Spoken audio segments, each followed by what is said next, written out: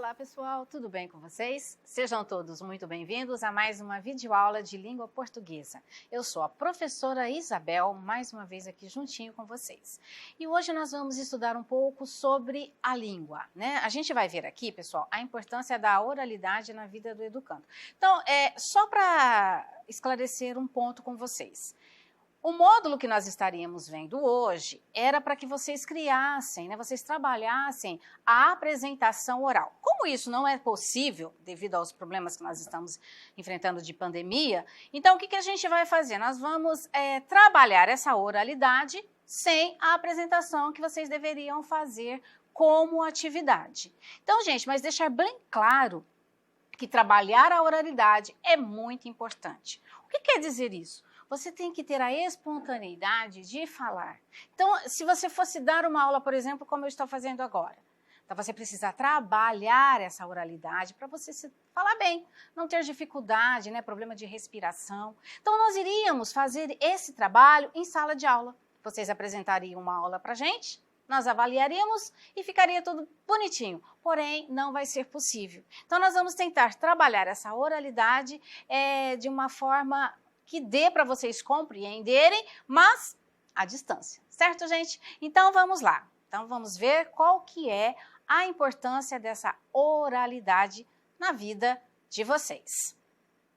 Então, o que nós temos aí? É uma imagem. Lembra que eu falei para vocês que o estudo seria sobre o trabalho que vocês fariam de apresentação? Então, aí a gente vê o quê? 2 alunos e eles estão fazendo uma apresentação e temos ali uma pessoa, que provavelmente é um professor, que está avaliando a atividade deles. Então, a gente observa aí que eles devem estar fazendo algum tipo de aula relacionado ao ciclo da água.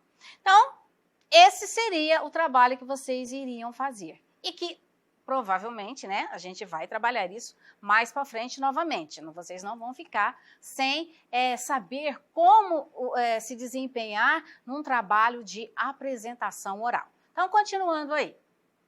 Então, qual serão os nossos objetivos? Ler, compreender texto de divulgação científica. Ler também, né, um hipertexto de divulgação científica e identificar a sua estrutura. Ah, professora, mas e aí, né? Texto de divulgação científica, hipertexto de divulgação científica, o que vem a ser isso? Qual que é a diferença dessas duas modalidades textuais? Então, é o que nós vamos ver. Então, os textos de divulgação científica, eles são geralmente escritos por equipes de especialistas com a finalidade de apresentar informações com linguagem acessível a leigos. O que quer dizer isso? Pessoas que não sabem sobre determinado tema, sobre determinado assunto. Então, essas pessoas, elas fazem, elas escrevem a respeito desse determinado tema, para que as pessoas que não têm esse conhecimento do assunto possam ter. Por isso são chamados textos de divulgação científica. Só que esses textos também podem ser hipertextos. E o que vem a ser o hipertexto? Ele é utilizado em texto publicado nos meios eletrônicos, internet, né, pessoal? E apresenta textos dentro de outros textos, permitindo a leitura não linear, ou seja, naquela sequência. Você pode dar pausas, você pode entrar, por exemplo, não sei determinado palavra, e ali, naquele mesmo local, já partir daquele link, procurar o significado daquilo para que você consiga entender o que você está lendo, né? Então, é uma leitura não linear e interativa de um conjunto de informações em torno de um assunto. Observe que são textos dentro de outros textos, mas esses textos tratam de um mesmo assunto. Então, agora, o que nós vamos fazer? O trabalho de vocês seria fazer uma apresentação, né, a respeito disso que nós vamos ler agora. Que é um texto que chama-se A Saúde na Era do Jogo Digital. Então, a gente faria o trabalho todo em cima desse texto para que vocês pudessem fazer a sua apresentação desse assunto. Porém, nós vamos ler agora esse tema aí, vamos resolver algumas atividades e A apresentação vai ficar para uma próxima oportunidade, beleza, gente? Então vamos ler com atenção o significado desse texto. A saúde na era do jogo digital, que vocês devem conhecer muito bem do que a gente vai falar agora. Então, olha só, os jogos fazem parte das atividades humanas desde a antiguidade, ou seja, desde muito tempo atrás, né? Muitos anos. Mas foram os jogos digitais que se encarregaram de disseminar a prática por todo mundo e de inseri-la no nosso dia a dia de forma abrangente, não importando o local nem a idade do jogador. A ampla adesão aos jogos digitais traz consigo algumas perguntas. Que perguntas que são essas? De que forma eles podem afetar nossa saúde? Quais outras consequências podem ter sobre nós? E como usá-los para benefício dos próprios jogadores? É isso que nós vamos ver agora. Então, olha só. Jogos sérios. Lembra que eu falei para vocês que dentro de um mesmo tema, nos hipertextos, a gente pode ter um texto dentro do outro? Desde que eles não fujam do assunto. Então, é o que nós estamos vendo agora. Então, agora a gente vai ver, dentro desses jogos digitais, quais são os jogos sérios. Aquele que não vai prejudicar e, muito pelo contrário, ajudar bastante aqueles que precisam. Então, alguns programadores têm feito esforços para projetar intencionalmente jogos digitais com fim de apoio psicológico. O Sparks, por exemplo, é um jogo online criado para auxiliar adolescentes com depressão e ansiedade. Outros jogos, como o Depression Quest, da game design estadunidense Zoe Kim, e o Rainy Day, desenvolvido pela brasileira Thaís Weiler, foram criados não apenas para aqueles que lidam com esses problemas, mas para que amigos e familiares possam entender melhor a situação dos jogadores, compartilhando seus dilemas cotidianos de um mundo interativo. Então, esses jogos aí que foram produzidos para pessoas, adolescentes com depressão e ansiedade, também podem ajudar as famílias e amigos dessas pessoas para entendê-los melhor, né? Pessoas com necessidades especiais também podem se beneficiar com jogos digitais. Alguns especialistas sugerem que indivíduos com autismo podem usar os jogos digitais para praticar habilidades sociais, lidar com a frustração de cometer erros e melhorar sua motivação. O Gcrip, criado pelo cientista da computação André Brandão, da Universidade Federal do ABC, foi desenvolvido para estimular crianças com síndrome de Down, em idade pré-escolar, obtendo grande aprovação tanto dos especialistas quanto dos pequenos jogadores. Hoje, o Gcrip evoluiu para um projeto de jogos para pessoas especiais em geral, ou seja, ele foi criado para quem tem problema de síndrome de Down, mas também hoje evoluiu para que outras pessoas que também tenham outros tipos de problemas possam se beneficiar com ele. Então, isso daí é uma imagem desse jogo que a gente acabou de falar, né? Então, são cenas do jogo Gcrip, criado por um cientista da computação brasileiro para crianças com síndrome de Down. Então, essas são algumas imagens do joguinho. Esse esforço de usar jogos para fins terapêuticos é parte de um movimento maior, geralmente chamado de jogos sérios, que sucedeu e ampliou o conceito dos jogos educativos. Jogos sérios podem ser entendidos como aqueles que tratam de temas considerados de relevância, que tipo? Social, econômica, política, educacional, e que buscam, além do entretenimento, né, a diversão, promover mudanças na vida real fora do jogo.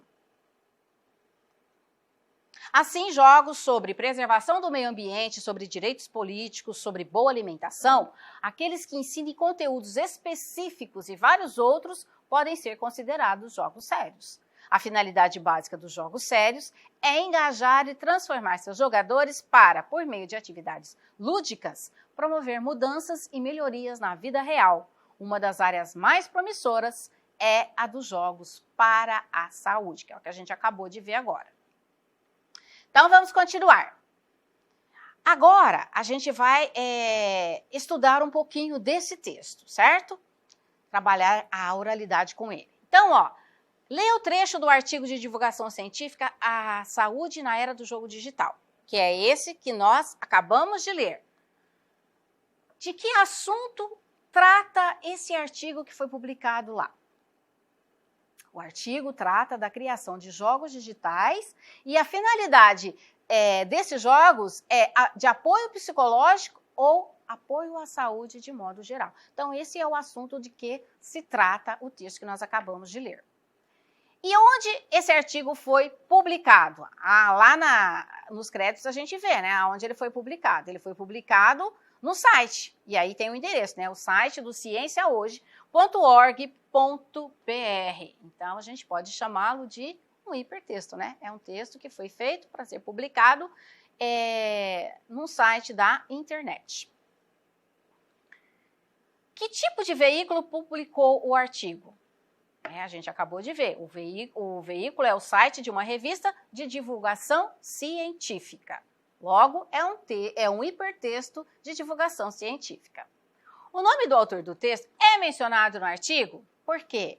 A gente percebeu lá que nos créditos a gente vê somente o endereço da onde foi publicado, mas não tem o quê? Quem escreveu. Então, o nome do artigo não tem, né, divulgado quem foi que escreveu, porque é um artigo que a gente chama de artigo não assinado.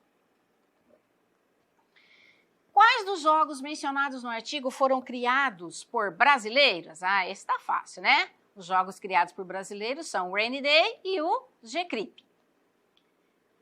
Responda, de acordo com o trecho lido. O que são jogos sérios? Isso é fácil também, né? Os jogos sérios são aqueles usados para fins terapêuticos, né? É um conceito ampliado dos jogos educativos, para melhorar a saúde aí da pessoa que está precisando. Quais temas podem estar presentes em jogos com finalidade terapêutica ou educativa? Podem estar presentes alguns temas considerados de relevância social, né? De importância social, econômica, política, educacional, entre outros. Qual é o principal objetivo dos jogos sérios, além de entreter, né? Além de divertir? Os jogos sérios buscam, além desse entretenimento, promover mudanças na vida real, fora do jogo, para essas pessoas que precisam dessa atividade terapêutica. Quais tipos de jogos podem ser considerados sérios ou educativos? Alguns tipos de jogos sérios são aqueles sobre preservação do meio ambiente, sobre direitos políticos, sobre boa alimentação e outros mais, né? Tem aí uma série deles. Qual é a principal característica dos chamados jogos sérios?